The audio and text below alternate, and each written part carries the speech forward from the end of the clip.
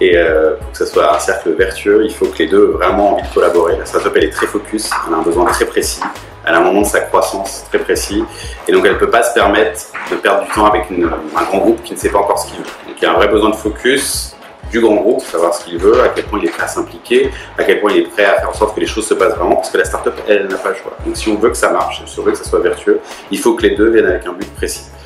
Explorer, ça peut se faire en amont. Par contre, là, en share marketing, on est là pour faire, et donc ça demande vraiment que le grand groupe ait une vision assez précise de ce qu'il veut tester, autour de quel secteur il va apprendre quelque chose.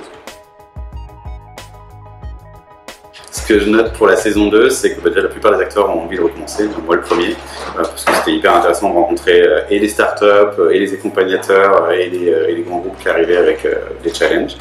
Donc c'est plutôt bon signe puisque ça montre qu'il s'est passé quelque chose. Il y a aussi une vraie volonté de toute l'équipe de s'améliorer. On a plutôt tiré pas mal d'enseignements, je pense, de différentes histoires qu'il y a pu y avoir là, avec les directions marketing et les startups. Donc là aussi, je pense qu'il n'y aura que du mieux.